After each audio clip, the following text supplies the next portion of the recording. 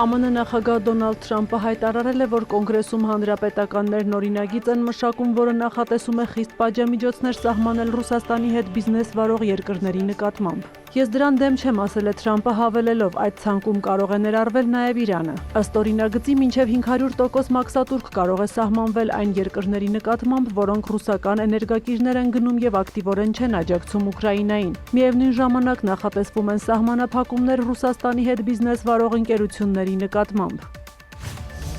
Ուկրաինայի նախագահ Վոլոդիմիր Զելենսկին Ֆրանսիայի իր պաշտոնակից Էմանուել Մակրոնի հետ մտադրությունների հուշագիր է ստորագրել, համաձայն որի Կիևը ձեռք կբերի շուրջ 100 Ռաֆալ կործանիչներ, նոր սերնդի հակաօդային պաշտպանության համակարգեր, ռադարային համակարգեր եւ անօդաչու թռչող սարքեր։ Ըստ Ֆրանսիայի նախագահի գրասենյակի, մտադրությունների հուշագիրը, որը գնման եւ վաճառքի պայմանագիր չէ, նախատեսվում է իրականացնել մոտ 10 տարվա ընթացքում։ Մակրոնի հետ հանդիպումից առաջ Զելենսկին հայտարարել էր, որ բանակցությունները կհանգեցնեն պատմական համաձայնության։ Մինչ այս Ուկրաինան Հունաստանի հետ համաձայնություն է ձեռք բերել ձմռան ընթացքում բնական գազի մատակարարումների շուրջ։ Նախագահ Վոլոդիմիր Զելենսկին այդ մասին մտադրությունների հուշագիր է ստորագրել վարչապետ Կիրիակոս Միցոտակիսի հետ հանդիպման ժամանակ։ Մատակարարումները կսկսվեն հունվարին։ Զելենսկին կարևորել է այս համաձայնագիրը հաշվի առնելով ուկրաինական էներգետիկ օբյեկտների դեմ ռուսական հարձակումները։ Աթենքում Զելենսկին հանդիպումներ է անցկացրել նաև Հունաստանի նախագահի եւ խորհրդարանի խոսնակի հետ։ Նախագահ Կոնստանտինոս Տասուլասի հետ քննարկվել են երկու երկրների միջև էներգետիկ համագործակցությունը, դիվանագիտական աշխատանքը, Ռուսաստանի դեմ պատժամիջոցները խստացնելու եւ սառեցված ռուսական ակտիվներն օգտագործելու անհրաժեշտությունը։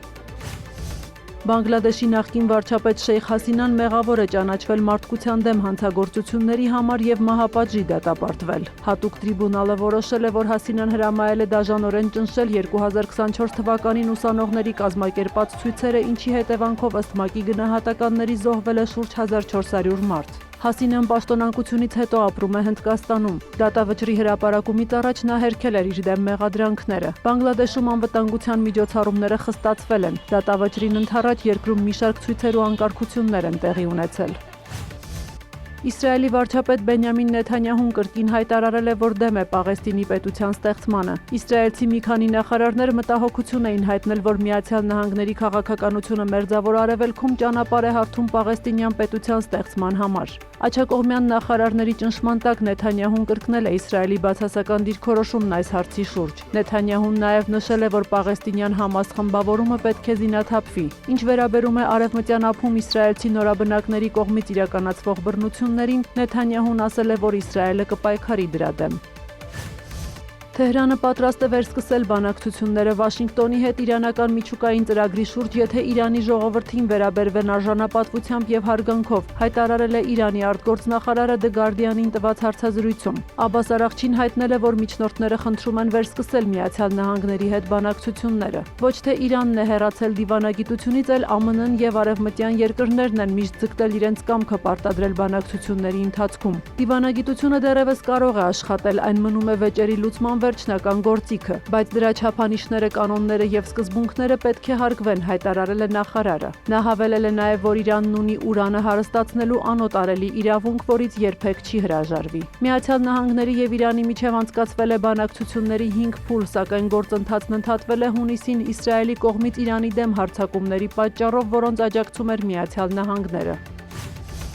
Աշխարհի ամենամեծ ավիակիրը Ջերալդ Ֆորդը մտել է Կարիբյան ծով։ Ավիակրի ժամանումը ենթադրությունների տեղիք է տվել, թե Վաշինգտոնը մտադիր է թիրախավորել Վենեսուելայի նախագահ Նիկոլաս Մադուրոին թմրանյութերի դեմ պայքարի գործողության շրջանակում։ Ավիակիրը միացել է արդեն իսկ տարածաշրջանում գտնվող մեծաթիվ ուժերին, որոնք տեղակայվել են հանցավոր խմբավորումների դեմ պայքարի նպատակով։ Տարածաշրջանում աճող լարվածության ֆոնին Սպիտակ տան ղեկավարը չի բացառել Վենեսուելայի նախագահի հետ բանակցությունները։ Դոնալդ Թրամփը նաև նշել է, որ արևների կարտել հանցավոր կազմակերպությունն ահաբեկչական ճանաչելը թույլ կտա Վաշինգտոնին հարվածներ հասցնել Վենեսուելային։ Նման մտադրության մասին հայտարարել է նաև պետքարտուղար Մարկո Ռուբիոն։ Նրա խոսքով արևների կարտելը զբաղվում է ահաբեկչությամբ եւ Միացյալ Նահանգներ թմրանյութերի մաքսանենգությամբ։ Ըստ Վաշինգտոնի այն գլխավորում է նախագահ Մադուրոն։ Ավելի վաղ Մադուրոն Միացյալ Նահանգներին զգուշացրել էր չդիմել ռազմական միջամտության։ Էկվադորում տեղի ունեցած հանրաքվեի արդյունքում բնակչության մեծամասնությունը դեմ է արտահայտվել երկրում օտարերկրյա ռազմաբազաների տեղակայմանը։ Նման արգելք երկրում գործում է 2009 թվականից։ Էկվադորի նախագահ Դանիել Նոբոան սահմանադրական հանրաքվեի միջոցով ցանկանում էր չեղարկել այդ արգելքը։ Նրա խոսքով օտարերկրյա ռազմաբազաների տեղակայումը կօգնի կազմակերպված հանցավորության դեմ պայքարում եւ կնվազեցնի բռնությունների թիվը։ Սահմանափակման չեղարկման դեպքում Միացյալ Նահանգները նախատեսում էր Էկվադորում վերաբացել իր ռազմաբազան, որը փակվել էր 16 տարի առաջ։ Սյուզաննա Չրաղյան, լուրեր։